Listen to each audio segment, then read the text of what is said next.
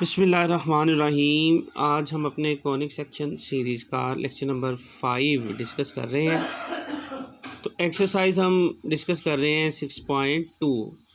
तो इसके last lecture में मैंने आपको क्वेश्चन नंबर 1 to 5 तक जो स्मार्ट सिलेबस के क्वेश्चन हैं वो मैंने करवा दिए थे। तो आज फिर क्वेश्चन नंबर 5 से ऑनवर्ड करेंगे। तो उसमें क्वेश्चन नंबर 5 में कहता है कि find the length of the chord cut off from the line, जिसकी इक्वेशन है 2x + 3y = 13 by the circle, जिसकी इक्वेशन है x² + y² = 25। अब इसमें ऐसी सिचुएशन है कि जैसे एक लाइन है और एक सर्कल है।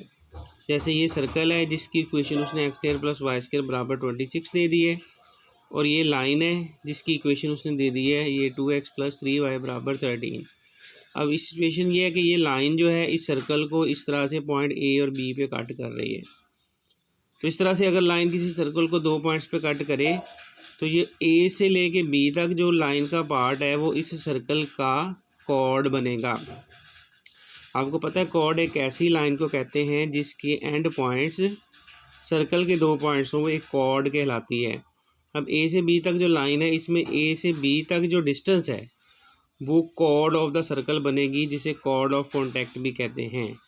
अब इस कॉर्ड की लेंथ मालूम करना है, कहते हैं find the length of the chord, यानी इस लाइन की इस सर्कल के साथ जो कॉर्ड बनेगी उसकी लेंथ मालूम करनी है। यानी हमने ए से लेके बी तक लेंथ मालूम करनी है।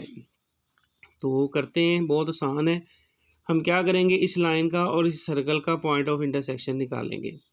अब ये लाइन है, ये सर्कल की इक्वेशन है, दोनों का पॉइंट ऑफ इंटरसेक्शन निकाल लेंगे, वो ऑटोमेटिकली पॉइंट ए और पॉइंट बी आ जाएगा।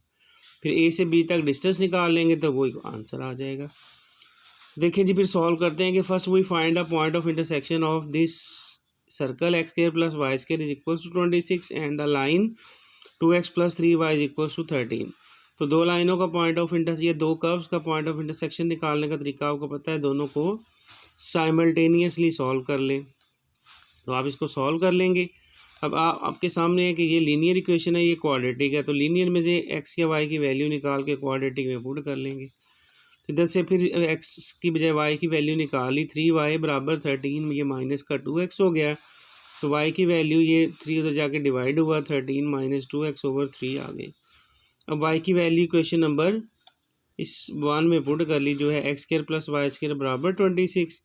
तो y की जगह पे ये उसकी वैल्यू आ गई, x² + y की जगह 13 - 2x/3 का होल स्क्वायर बराबर 26 आ गया। तो अब इसको सॉल्व किया, ये x² वैसे ही प्लस इसका स्क्वायर खोला, 13 का स्क्वायर 169 + 4y का स्क्वायर -13 2 * 26 2 * 52x आ गया ओवर 9।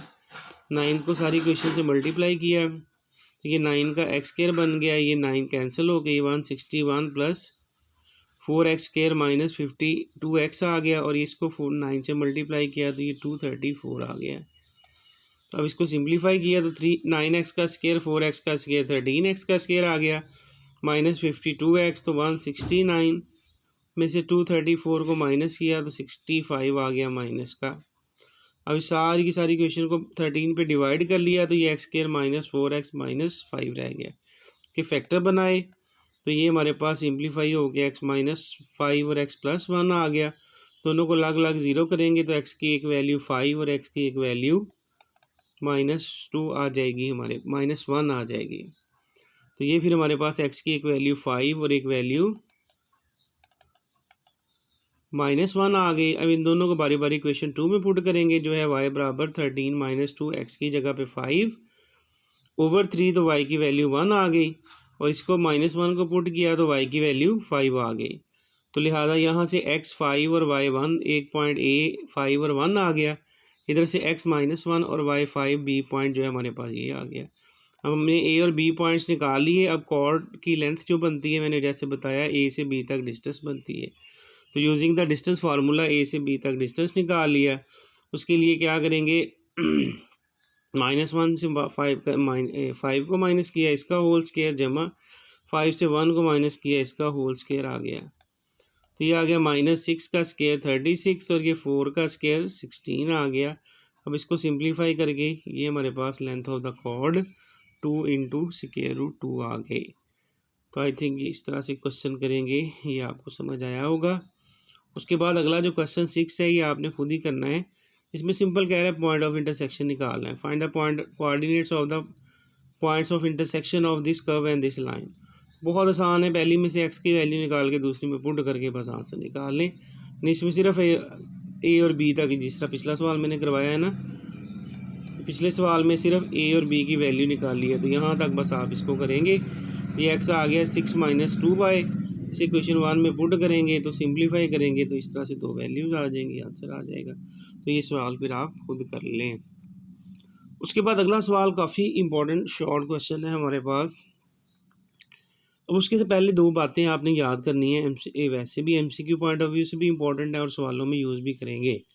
ये कंडीशन होती है, ये छोटी आपने 4th चैप्टर नंबर जो है ना क्वाड्रेटिक इक्वेशन का फर्स्ट ईयर में पढ़ा हुआ है आपने ये। बहरहाल अब इसका इस्तेमाल है कि y = mx + c is tangent to the circle, जिसकी इक्वेशन है x² + y² = a का स्क्वायर। यानी ये लाइन आपको पता है, जिसकी आपको पता है ये equation of line in slope होती है, पॉइंट स्लो फॉर्म में होती है।